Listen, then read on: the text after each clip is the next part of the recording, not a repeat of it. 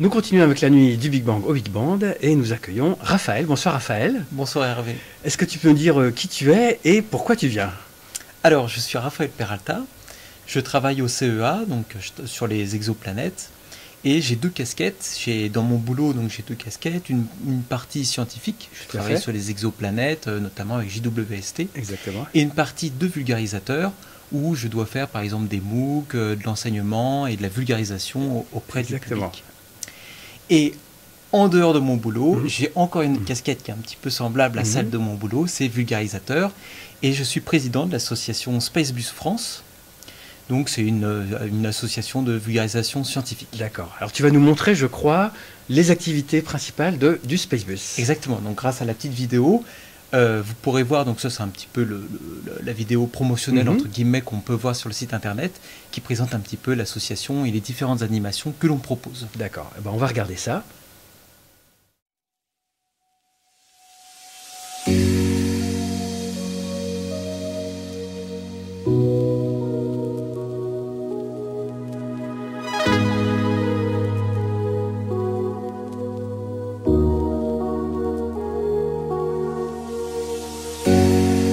Toi aussi, tu te poses des questions sur l'univers? On a imaginé un événement pour te répondre. Chaque année, pendant un mois, le Spacebus vient à ta rencontre sur les places publiques pour te faire vivre une expérience unique. Devenir un astronaute le temps d'une journée.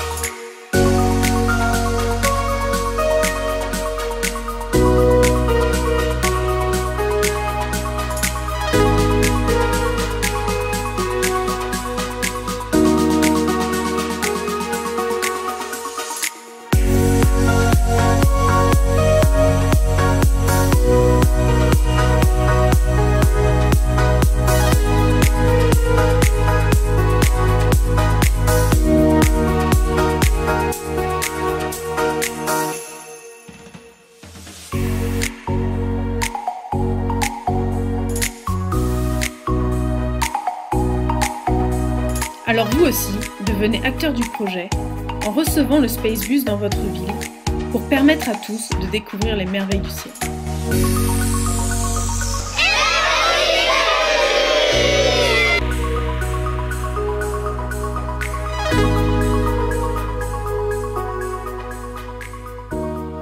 Et donc, alors à quel public ça s'adresse, ce Spacebus et ces activités? Ça s'adresse à tout le monde. Oui. En fait, on ne veut pas du tout que ça soit spécifique à certaines personnes, aux amateurs.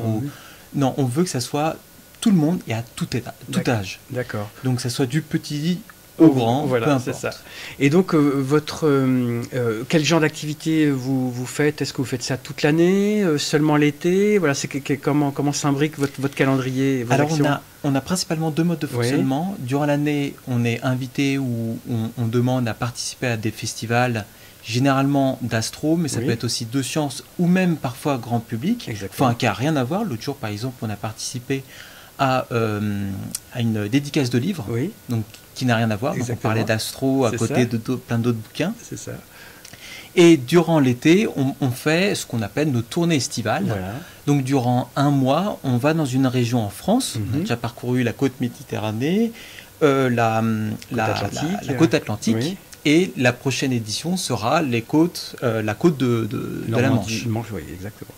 Et donc le but, c'est pendant un mois, on visite donc une région en France et on se déplace de jour en jour dans une ville différente. On s'installe ensuite sur les places publiques, avec toutes nos animations. On a à peu près une dizaine, même un escape game dans une caravane. Enfin, c'est un vaisseau spatial, je l'ai testé, c'est extraordinaire. C'est vraiment. D'ailleurs, vous étiez prévu au Festival du Big Bang au Big Band. Exactement. Oui. Mais bon, là, voilà les conditions. Et donc, du coup, d'ailleurs, cette année, ça sera annulé malheureusement, mais on fera quand même une alternative en ligne, avec des quiz, des choses comme ça. Mais sinon, voilà, et donc l'été, et le but, c'est se mettent entre guillemets sur le chemin des personnes, du passant, de la personne qui va faire ses courses au marché ou quelque chose.